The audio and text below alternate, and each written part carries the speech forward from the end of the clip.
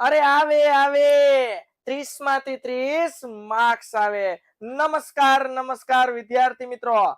ધોરણ 12 પ્રથમ સામયિક પરીક્ષા જ્યારે નજીક આવી રહી છે ત્યારે આપણે વાત કરવી છે વિભાગ સી. અરે આવે આવે કેમ ન આવે, 30 માંથી 30 માર્ક્સ આવે. એક વખત આ આખો વિડીયો અને અહીંયા આપેલી જે ક્વેશ્ચન બેંક છે એને વ્યવસ્થિત ફોલો કરો એટલે આવે આવે અને આવે જ. સેક્શન સી માં 30 માંથી 30 માર્ક્સ આવે. વિદ્યાર્થી મિત્રો આવે આવે સેક્શન સી માં 30 માંથી 30 માર્ક્સ આવે. યસ, ધોરણ 12 પ્રથમ સામયિક પરીક્ષા જ્યારે હમણાં ઓક્ટોબર માસમાં શરૂ થઈ રહી છે ત્યારે તમારી માટે વિભાગ સી સેક્શન સી જે 30 ગુણનો છે વિદ્યાર્થી મિત્રો, એની very very very very very most IMP question bank લઈને જ્યારે તમારી સમક્ષ રજૂ થયો છું ત્યારે સૌથી પહેલા વિદ્યાકુલ ગુજરાતી ચેનલને એક વખત સબસ્ક્રાઇબ કરી દો, લાઈક કરી દો અને શેર કરી દો. આ એક એજ્યુકેશન ભગીરથ કામ થઈ રહ્યું છે. એજ્યુકેશન થી કોઈને કોઈનું કલ્યાણ જ થવાનું છે, ફાઇનલ છે. તો વિદ્યાર્થી મિત્રો આ કલ્યાણકારી પ્રવૃત્તિમાં તમે અમારી સાથે જોડાઓ. માત્ર આપણે કરવાનું શું છે, એક સરસ મજાનું લાઈક આપવાનું છે, સબસ્ક્રાઇબ કરવાનું છે અને ચેનલને શેર કરવાની છે. એની સાથે વિદ્યાર્થી મિત્રો આગળ મારે વધવું છે. 30 માંથી 30 આખો સેક્શન સી છે અને સંપૂર્ણ 30 માંથી 30 માર્ક્સ આવશે જો તમે મારા સાથે છેલ્લે સુધી જોડાયેલા રહેશો.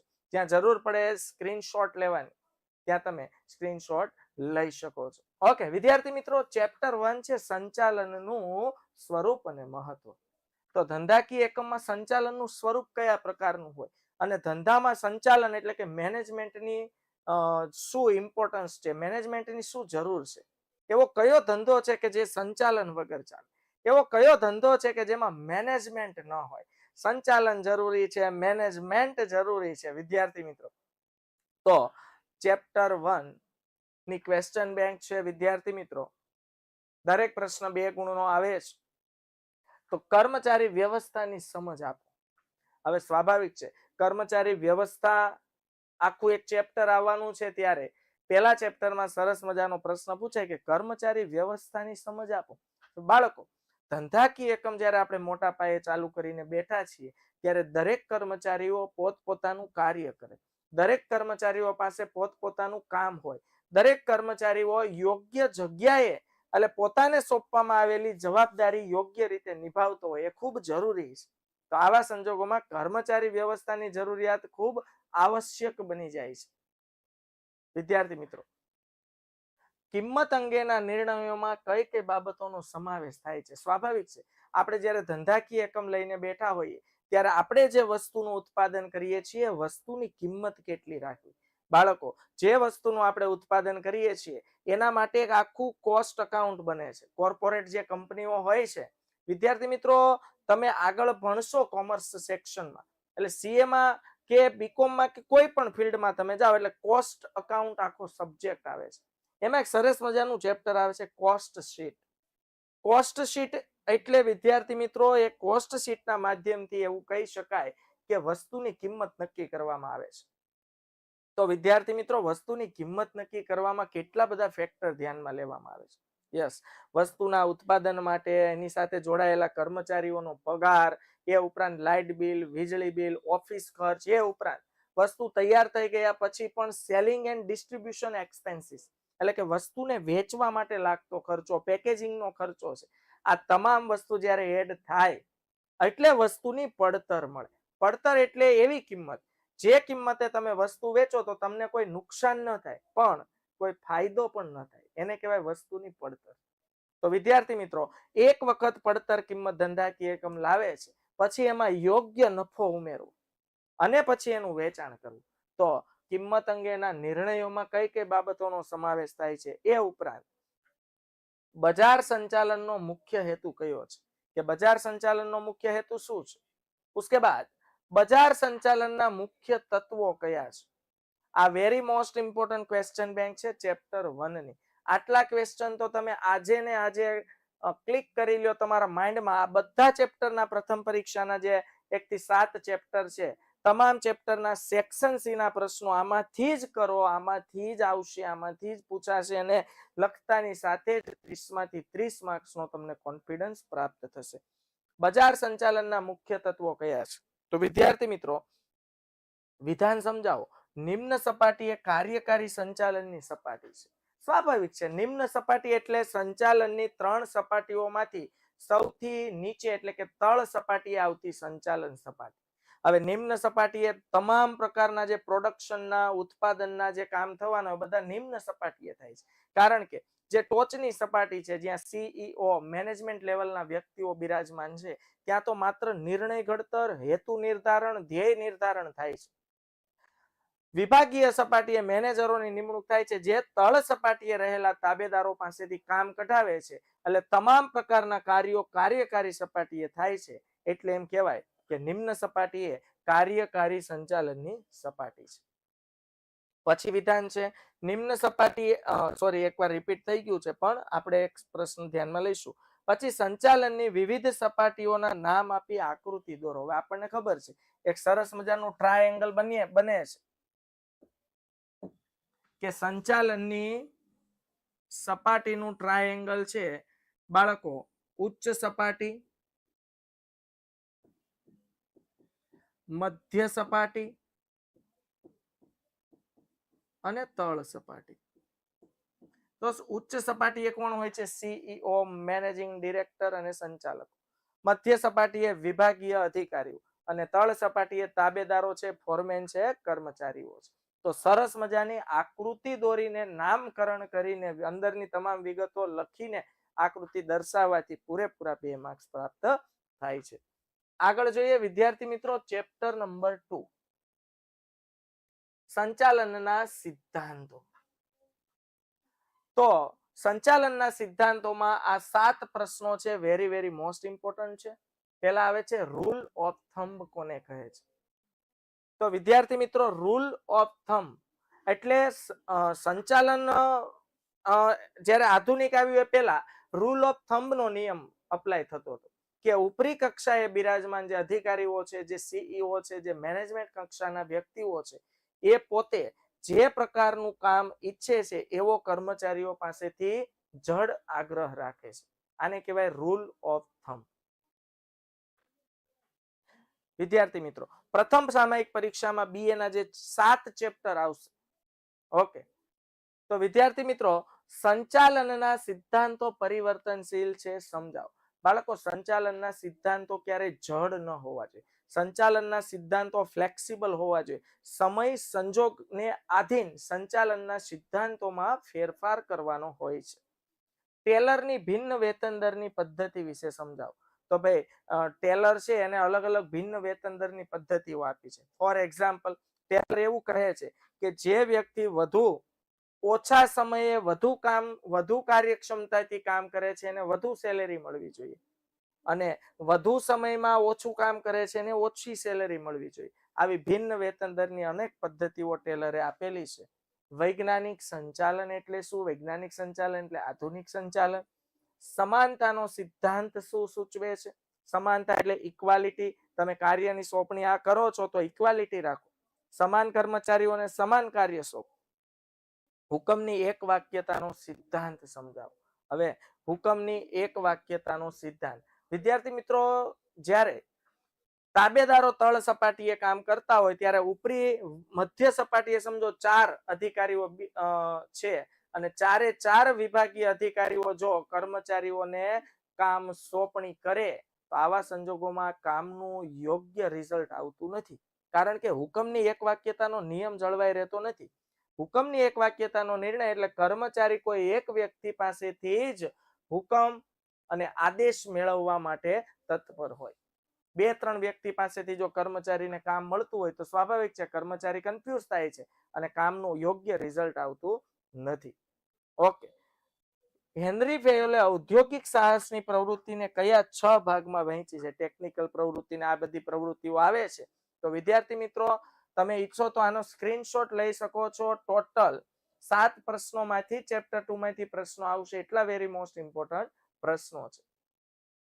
ઓકે, તો વિદ્યાર્થી મિત્રો, આગળ આપણે વાત કરવી છે ઓકે, વેરી ગુડ. જુઓ, એક સરસ મજાની તમને વાત એ કહું કે આપણા યુથ વિદ્યાકુલના પ્રકાશનો છે. પ્રકાશનોની વાત કરીએ પહેલા ધોરણ 12 માટે ખાસ પહેલા તો વિદ્યાકુલ ચેનલને આ બદલ સબસ્ક્રાઇબ કરી દો, કારણ કે આ જે માહિતી છે ને આખા ગુજરાતના ધોરણ 12 માં અભ્યાસ કરતા કોમર્સના વિદ્યાર્થીઓ હોય કે ધોરણ 10 માં અભ્યાસ કરતા વિદ્યાર્થી મિત્રો હોય કે ધોરણ 12 માં આર્ટ્સમાં અભ્યાસ કરતા વિદ્યાર્થીઓ મિત્રો હોય ને એના માટે ખાસ વિદ્યાકુલનો એક પેપર સેટ લોન્ચ ઓલરેડી થઈ ચૂક્યો છે. પેપર સેટ ઓલરેડી માર્કેટમાં આવી ચૂક્યો છે વિદ્યાર્થી મિત્રો. આ પેપર સેટની ખાસિયત એ છે, જેમ કે હું 10મા ધોરણની વાત કરું તો 10મામાં બેઝિક ગણિત અને સ્ટાન્ડર્ડ ગણિત બંને ગણિતના દરેક વિષયના 10 પેપર આવરી લીધા છે વિદ્યાર્થી મિત્રો. એ ઉપરાંત વાત કરીએ ધોરણ 12 કોમર્સના પેપર સેટની, તો ધોરણ 12 કોમર્સમાં દરેક વિષયના 10 પેપર આવરી લીધા છે. પણ ધોરણ 12 આર્ટ્સના જે પેપર સેટ છે એમાં દરેક વિષયના 5 પેપર સાથે સરસ મજાનો પેપર સેટ ઓલરેડી લોન્ચ થઈ ચૂક્યો છે. તો તમે વાટ શાની જુઓ છો? આજે જ સંપર્ક કરો 9712444549 અથવા 9712444548.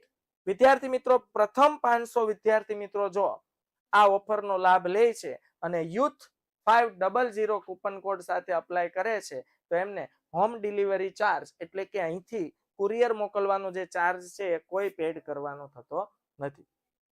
અને વિદ્યાર્થી મિત્રો, આ જે પેપર સેટ છે આ એટલા સરસ પેપર સેટ છે કે તમે ધોરણ 12 ની હોય કે ધોરણ 10 હોય ની તૈયારી આ પેપર સેટમાંથી કરો છો એટલે આમાંથી જ પ્રશ્નો આવશે, આમાંથી જ પૂછાશે.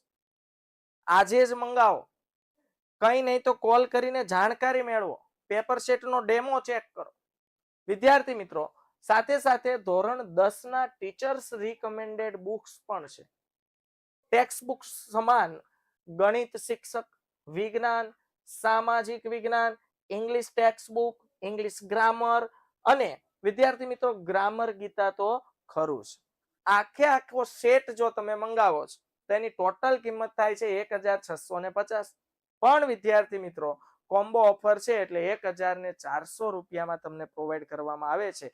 ફરીથી કહું છું, વિદ્યાકુલ ચેનલને લાઈક કરો, સબસ્ક્રાઇબ કરો અને શેર કરો. એજ્યુકેશન થી કોકનું તો કલ્યાણ થશે જ. બસ તમારે ખાલી એમાં માહિતી સંચારના માધ્યમ તરીકે કામ કરવાનું છે વિદ્યાર્થી મિત્રો.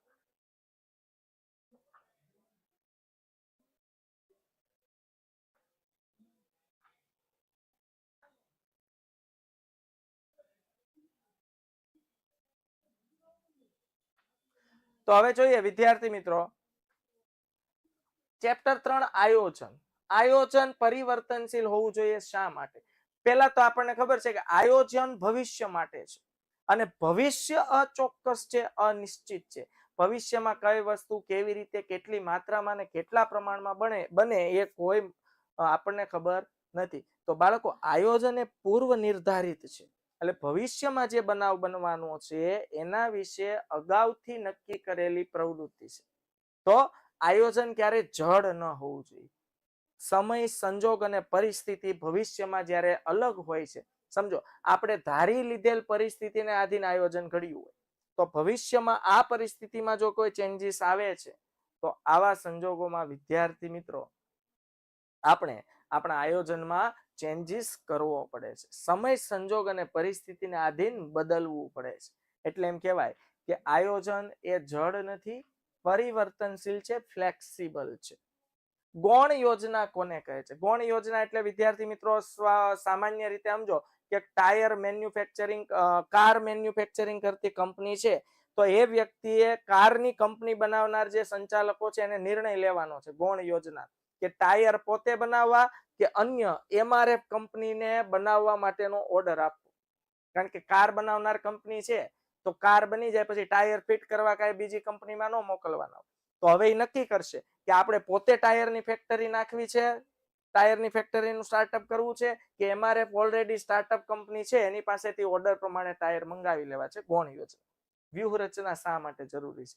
તમે જુઓ, આપણા હરીફો હોય વિદ્યાર્થી મિત્રો, આપણા કોમ્પિટિટર્સ હોય, આપણે તેનાથી આગળ કઈ રીતે નીકળી શકીએ એ માટેની જે ગુપ્ત વ્યૂહરચના હોય એ ઘડવી પડે, કારણ કે માર્કેટ હરીફાઈનું છે અને હરીફાઈના માર્કેટમાં સૌથી વધુ ફાયદો થાય છે ગ્રાહકોને. આવા સંજોગોમાં પણ એક એઝ અ ધંધાદારી તરીકે જો આપણે ફાયદો કાઢવો હોય તો વ્યૂહરચના ઘડીને આગળ વધવું પડે છે. હેતુ નિર્ધારણ એટલે શું? વિદ્યાર્થી મિત્રો, ધંધાકીય એકમ શરૂ થતાની સાથે જ હેતુ નિર્ધારણ અને ધ્યેય નિર્ધારણ કરવું ખૂબ જરૂરી છે. આજે ધંધાકીય એકમનો હેતુ વિના કોઈ દિશા જ તમને મળશે ને આપણો કોઈ ધ્યેય નથી, કોઈ હેતુ નથી, તો પ્રગતિના દરવાજા કઈ રીતે ખુલશે? આગળ વાત કરીએ તો ચેપ્ટર નંબર 4, વ્યવસ્થા તંત્ર. વ્યવસ્થા તંત્ર એકમનું શરીર છે અને આયોજન તેનું મગજ છે. સમજાવો. યસ, વ્યવસ્થા તંત્ર બાળકો આખા આપણું જે શરીર છે, શરીરના વિવિધ અંગો છે, હાથ, પગ, નાક, કાન, વ્યવસ્થા તંત્ર. અને આયોજન છે ને મગજથી લેવાતી પ્રવૃત્તિ છે. આયોજન એનું મગજ છે. વિધાન સમજાવવાનું છે. અવૈધિક વ્યવસ્થા તંત્ર એ વૈધિક વ્યવસ્થા તંત્રનો પડછાયો છે. ટૂંકી વાત કહી દઉં બાળકો, અવૈધિક વ્યવસ્થા તંત્ર વૈધિક વ્યવસ્થા તંત્રમાં આપોઆપ જન્મે છે. એટલે વૈધિક વ્યવસ્થા તંત્ર હોય ત્યાં કર્મચારીઓ વચ્ચે કુદરતી રીતે, નેચરલી રીતે અવૈધિક વ્યવસ્થા તંત્રનો ઉદ્ભવ થાય જ છે, જેને આપણે રોકી શકતા નથી.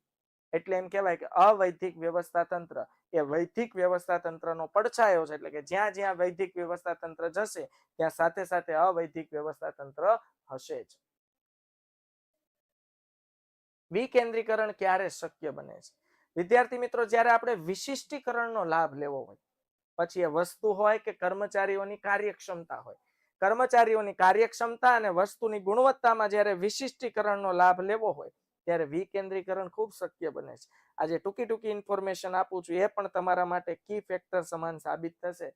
વિદ્યાર્થી મિત્રો, ફરીથી કહું છું, વિદ્યાકુલ ચેનલને લાઈક કરો, સબસ્ક્રાઇબ કરો અને એજ્યુકેશન આખા ગુજરાત સુધી પહોંચાડવાના ભગીરથમાં તમારો યોગદાન આપો. શ્રેણિક વ્યવસ્થા તંત્રની મર્યાદા શું છે? વિદ્યાર્થી મિત્રો, શ્રેણિક વ્યવસ્થા તંત્રમાં ટેકનિકલ વિભાગીય અધિકારી અને વિભાગીય અધિકારીઓનું કોમ્બિનેશન હોય છે. બીજું, શ્રેણિક વ્યવસ્થા તંત્ર ખર્ચાળ છે. હવે જે ટેકનિકલ અધિકારીની નિમણૂક થઈ છે અન્ય વિભાગમાં કામ કરી શકતો નથી, કારણ કે એના પાસે પોતે વિશિષ્ટ જ્ઞાન ધરાવે છે, પણ જે તે ફિલ્ડનું. આ એની મર્યાદાઓ છે. વ્યવસ્થા તંત્રના પ્રકાર આપણને ખબર છે કે વિભાગીય વ્યવસ્થા તંત્ર જેને કહેવાય રૈખિક એટલે કે લશ્કરી વ્યવસ્થા તંત્ર, કાર્યાનુસાર વ્યવસ્થા તંત્ર, શ્રેણિક વ્યવસ્થા તંત્ર, વૈધિક વ્યવસ્થા તંત્ર અને અવૈધિક વ્યવસ્થા તંત્ર. 2 માર્ક્સનો પ્રશ્ન છે એટલે માત્ર નામ જણાવવાના છે. વિદ્યાર્થી મિત્રો, પહેલા તમને વાત કરું વિદ્યાકુલ. વિદ્યાકુલ શું છે? સૌથી પહેલા ગૂગલ પ્લે સ્ટોર પર જઈને વિદ્યાકુલ એપ્લિકેશન ડાઉનલોડ કરો. આ એક એવું પ્લેટફોર્મ છે જે ઓનલાઈન એજ્યુકેશન પ્રોવાઈડ કરે છે આખા ગુજરાતમાં. યસ વિદ્યાર્થી મિત્રો, ધોરણ 9, 10, 11 અને 12, 11-12 કોમર્સ ગુજરાતી મીડિયમ સાથે ઓનલાઈન એજ્યુકેશનનું એકમાત્ર પ્લેટફોર્મ છે. વિદ્યાર્થી મિત્રો, ધોરણ 9 ટોપર બેચ, ધોરણ 10 ટોપર બેચ, ધોરણ 11 ટોપર બેચ અને ધોરણ 12 ટોપર બેચ ઓલરેડી કન્ટિન્યુ છે, શરૂ છે. તો રાહ શેની જુઓ છો? આજે જ કોલ કરો 9924444540. આ બેચની ખાસિયત શું છે?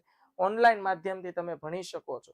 તમને જો કોઈ પણ ભણતી વખતે ડાઉટ આવે છે, લાઈવ લેક્ચર તમે અટેન્ડ કરી શકો છો અને લાઈવ તમારો કોઈ પણ ડાઉટ છે, પ્રશ્ન છે, સરને કમેન્ટ કરીને પૂછી શકો છો. સર ક્યાંક બહાર જવાનું થયું હોય તો અને લેક્ચર અટેન્ડ ન થાય તો એની પણ સુવિધા છે. દરેક લેક્ચર સ્ટોર થાય છે, સેવ થાય છે. તમે એની ટાઈમ બીજા દિવસે, 2 મહિના પછી કે રિવિઝન ટાઈમે કે પરીક્ષાના આગળના દિવસે પણ ઈચ્છો તો કોઈ પણ વિષયના કોઈ પણ ચેપ્ટરના કોઈ પણ લેક્ચર મુદ્દા પ્રમાણે તમે જોઈ શકો છો. ઓકે, તો વિદ્યાર્થી મિત્રો, લાઈવ ક્લાસીસ છે, એ ઉપરાંત doubt session, practice material, IMP notes, ઘણી બધી વસ્તુઓ પ્રોવાઈડ કરવામાં આવે છે. તો રાહ શેની જુઓ છો? એક વખત જાણો તો ખરા. 9924444540 પર આજે જ સંપર્ક કરો અને વિદ્યાકુલ ઓનલાઈન એજ્યુકેશન પ્લેટફોર્મના માધ્યમથી અમારી સાથે જોડાઓ. ચેપ્ટર 5, કર્મચારી વ્યવસ્થા. હવે કર્મચારી વ્યવસ્થા ખૂબ ઇમ્પોર્ટન્ટ છે ધંધાકીય એકમ. કે કર્મચારીઓ અસ્તવ્યસ્ત, બધાને મજા આવે ત્યારે પોતપોતાની રીતે કામ કરીને જતા રહી, એમ નહીં. કર્મચારી વ્યવસ્થા ખૂબ જરૂરી છે. કર્મચારી વ્યવસ્થા એ માત્ર કર્મચારી કલ્યાણ પ્રવૃત્તિ નથી. ખાલી કર્મચારીનું વેલફેર, કર્મચારીનું કલ્યાણ થાય એ જ નહીં, સાથે સાથે કર્મચારીઓની બઢતી, બદલી, ભરતી, પ્રોત્સાહન, ઘણા બધા ક્ષેત્રો સાથે કાર્યરત છે કર્મચારી વ્યવસ્થા. ઓકે, પ્રતીક્ષા યાદી એટલે શું? તો સ્વાભાવિક છે કે જ્યારે એક સાથે આપણે કર્મચારીઓની ભરતી કરીએ છીએ ત્યારે જે આપણે રિઝ્યુમ મળેલા છે, જે કર્મચારીઓની ભરતીના લેટર મળેલા છે, આમાં દરેક કર્મચારીઓની નિમણૂક નથી થઈ શકતી. ત્યારે અમુક કર્મચારીઓ જેની નિમણૂક નથી થઈ, જે કન્ફર્મ નથી થયા, એને આપણે વેઇટિંગ લિસ્ટમાં રાખીએ છીએ. In short, waiting list. ભરતી એટલે શું? વિકાસ એટલે શું? બૌદ્ધિક કસોટી અને અભિરુચિ કસોટી દ્વારા શું જાણી શકાય? અને તાલીમનો અર્થ આપો.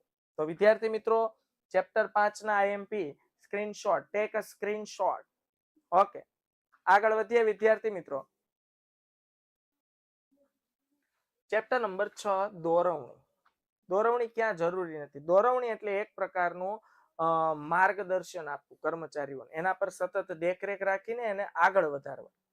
અભિપ્રેરણથી મજૂર ફેરબદલી દરમાં ઘટાડો થાય છે. મજૂર ફેરબદલી દર એટલે લેબર ટર્નઓવર રેટ, એટલે એક જગ્યાએથી કર્મચારીઓ બીજી જગ્યાએ જવાનો જે રેટ છે, એ રેટમાં શું થાય છે?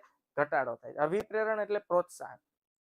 વિદ્યાર્થી મિત્રો, તો પ્રોત્સાહન પાછા બે પ્રકારના આવે છે, નાણાકીય પ્રોત્સાહન અને બિન નાણાકીય પ્રોત્સાહન. આગળ જોઈએ. નિરીક્ષકનું કાર્ય શિક્ષક જેવું હોય છે. જેમ ક્લાસમાં રહેલા 50 વિદ્યાર્થી પર એક શિક્ષક દેખરેખ રાખે છે, 50 વિદ્યાર્થી કેવી રીતે કામ કરે છે, કેવી રીતે લખે છે, આ દરેક વસ્તુ જોવાની. બાળકો, જે શિક્ષક મિત્રો આ દરેક વસ્તુ જોઈ એમાં વિદ્યાર્થી મિત્રોમાં કઈ રીતે સુધારો આવે, આ જે કામગીરી કરે છે, એવું જ કામગીરી ધંધાકીય એકમમાં નિરીક્ષકનું છે, જે કામ કરતા દરેક કર્મચારીઓ પર દેખરેખ રાખે છે, કામમાં ક્યાંય ભૂલ હોય તો સુધારવા માટેના પ્રયત્નો કરે છે. અનૌપચારિક માહિતી સંચાર ઉદાહરણ સહિત સમજાવો. તો વિદ્યાર્થી મિત્રો, અનૌપચારિક માહિતી સંચાર એટલે અવૈધિક માહિતી સંચાર. અભિપ્રેરણ એટલે શું? એક પ્રકારનું પ્રોત્સાહન. નેતૃત્વ એટલે નેતાગીરી. પ્રોત્સાહનનો અર્થ સમજાવો. સહભાગીદારી એટલે શું? કેટલીક વખત કર્મચારીઓને પ્રોત્સાહિત કરવા માટે ધંધાકીય એકમમાં જ સહભાગીદાર બનાવી દેવામાં આવે છે, એટલે માલિકીપણું પ્રાપ્ત થાય અને આવા શ્રેષ્ઠ કર્મચારીઓ ધંધો છોડીને ન જાય એવી પૂરી કોશિશ ધંધાકીય એકમ દ્વારા કરવામાં આવતી હોય છે. બિન નાણાકીય પ્રોત્સાહનોના માત્ર નામ આપવાના છે કે બિન નાણાકીય પ્રોત્સાહનોમાં કઈ કઈ વસ્તુ હોઈ શકે. ઓકે વિદ્યાર્થી મિત્રો, આપણી જે ચેનલ છે એનું નામ ચેન્જ થઈને હવે થઈ ગયું છે વિદ્યાકુલ ગુજરાતી. સૌથી પહેલા બેલ આઇકન દબાવીને આજે જ ચેનલને સબસ્ક્રાઇબ કરો, લાઈક કરો અને શેર કરો. આ ચેનલમાં એજ્યુકેશનને લગતા 5000 થી 200 વિડીયોઝ છે. ધોરણ 9, 10, 11, 12 એ ઉપરાંત પણ ઘણી નોલેજેબલ વસ્તુઓની સાથે આ ચેનલ ભરપૂર ભરાયેલી છે. ત્યારે આ ચેનલનો લાભ લેવા માટે ફરીથી કહું છું, વિદ્યાકુલ ચેનલને સબસ્ક્રાઇબ કરો, લાઈક કરો અને શેર કરો. ચેપ્ટર 7, છેલ્લું ચેપ્ટર, પ્રથમ સામાયિક પરીક્ષા. કોઈ જગ્યા 8 હોય તો એ રીતે આપણે તૈયારી કરવાની, પણ આટલું કરો એટલે ઇનફ છે. વિદ્યાર્થી, અંકુશ એ ગતિશીલ પ્રક્રિયા છે. કેવી રીતે? અંકુશ ધંધો જ્યાં સુધી શરૂ રહે ત્યાં સુધી અંકુશ એટલે કંટ્રોલની પ્રક્રિયા શરૂ રહે. ધંધાકીય એકમની દરેક કામગીરીને તમે લૂઝ નથી મૂકી શકતા. એના પર અંકુશની, એના પર લગામની જરૂર છે. વિદ્યાર્થી મિત્રો, જેવી રીતે રથનો ઘોડો જો તમે લગામ ન રાખો તો એ પોતાની મનમરજી મુજબ ચાલશે, પણ એના પર લગામ એટલે કે અંકુશ હશે તો આપણે જેવી રીતે ઈચ્છીએ છીએ એવી રીતે કાર્ય કરશે. અંકુશ કઈ રીતે આંતરિક પ્રક્રિયા ગણાય? તો ધંધાકીય એકમના કર્મચારીઓ પર અંકુશ રાખવાનું છે. ધંધાની બહાર આપણે કોઈ પર અંકુશ રાખવાનું નથી, એટલે અંકુશ એ આંતરિક પ્રક્રિયા છે. વિચલનોની જાણકારી મેળવવાનું કાર્ય અંકુશ કઈ રીતે કરે છે? વિચલન એટલે ધંધાકીય એકમમાં આવતી ભૂલ, પછી કર્મચારીઓના કામમાં આવતી હોય કે મશીનમાં કોઈ વિચલન સર્જાયું હોય, વિદ્યાર્થી મિત્રો, તો એના પર કઈ રીતે અંકુશ લાવી શકાય. આગળ આપણે વાત કરીએ વિદ્યાર્થી મિત્રો, તો આ જે 7 ચેપ્ટર છે, પ્રથમ સામાયિક પરીક્ષામાં નોટ કરી લ્યો. અરે આવે 30 માંથી 30 માર્ક્સ આવે સેક્શન સી માં. તો આવા ને આવા સરસ મજાના ફાયદાકીય વિડીયોઝ જોવા માટે આજે જ વિદ્યાકુલ ગુજરાતી ચેનલને સબસ્ક્રાઇબ કરો, લાઈક કરો અને શેર કરો. ધન્યવાદ, આભાર, જય હિન્દ, ભારત માતા કી જય.